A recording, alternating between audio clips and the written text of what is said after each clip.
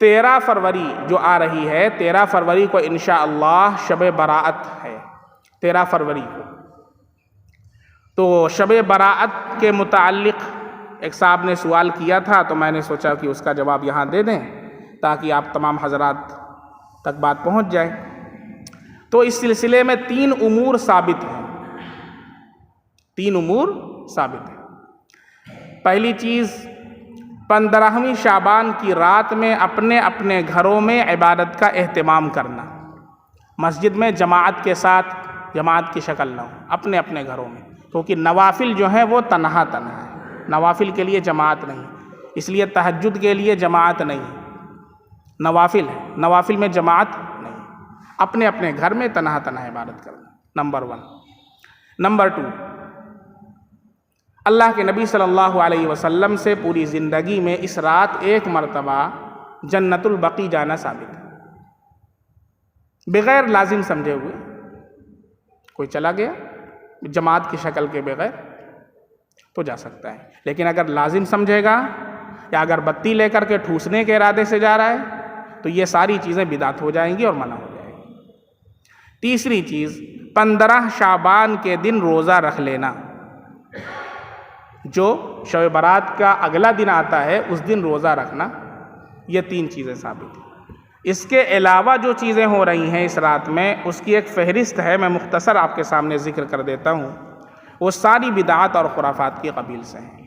جیسے 15 شعبان رات کو خصوصی طور پر غسل کرنا، بعض لوگ خصوصی طور پر غسل کرتے ہیں کہ آج 15 شعبان کی رات ہے چلو خصوصی طور پر غسل کریں، تو یہ کوئی خصوصی طور پر غسل ثابت نہیں ہے۔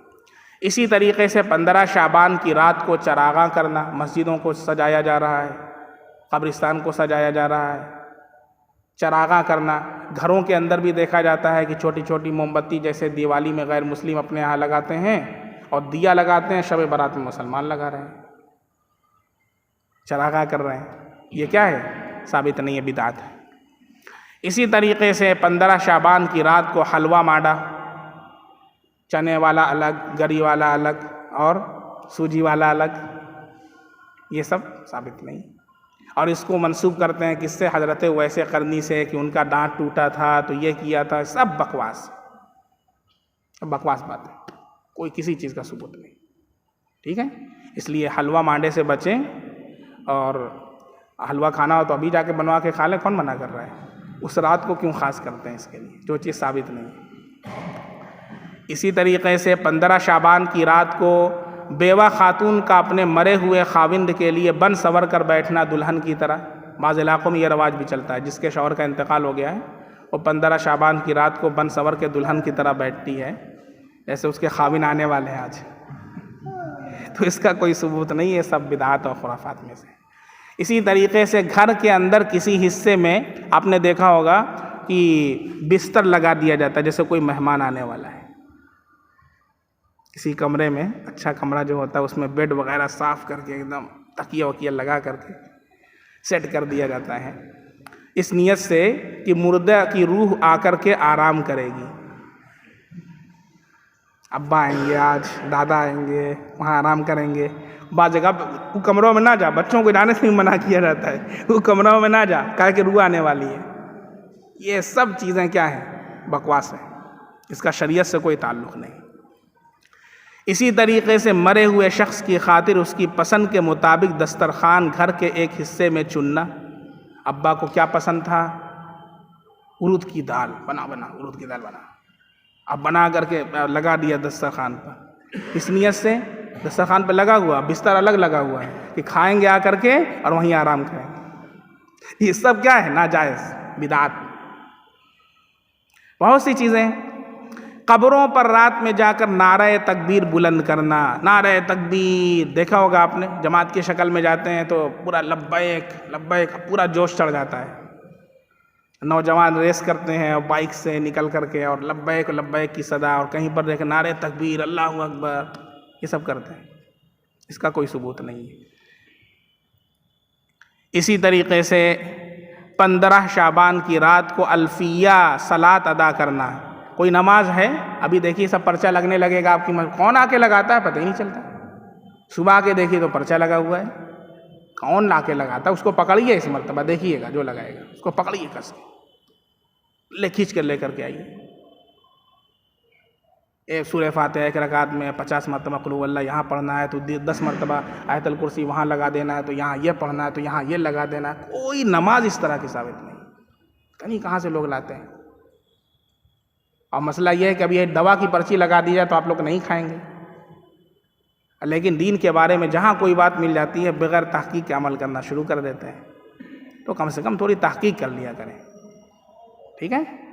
ہاں، تو اس طرح کی کوئی نماز نہیں ہے، یہ سب بدعات ہے۔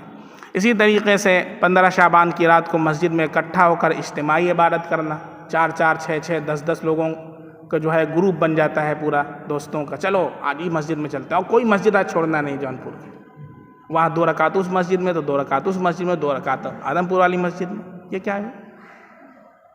پوری رات کو آپ نے سیر سپاٹا بنا دیا۔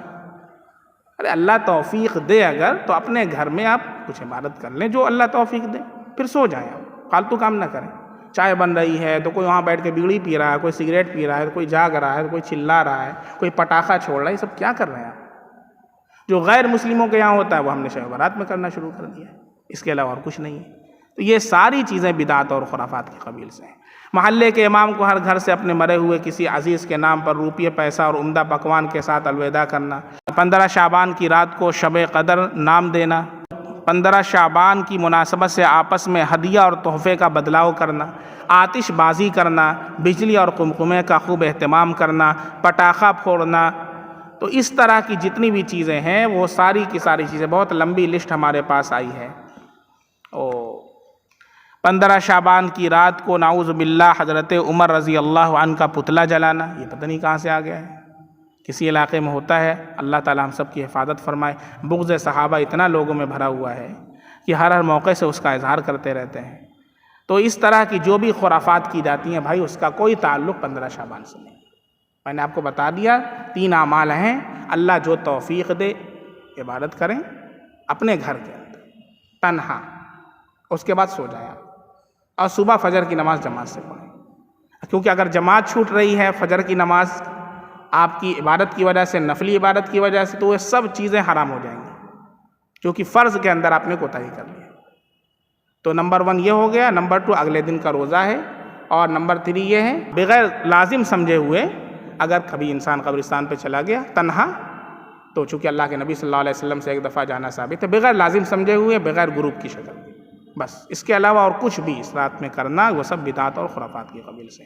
اللہ تعالیٰ ہم سب کو بدعات اور خرافات سے محفوظ فرمائے، اور اللہ صراط مستقیم پر گامزن فرمائے۔ سبحان اللہ بحمدہ، سبحانک اللہم بحمدک، اشہد ان لا الہ الا انت، استغفرک واتوب الیک۔ سبحان ربک رب العزۃ عما یصفون، وسلام علی المرسلین، والحمد للہ رب العالمین۔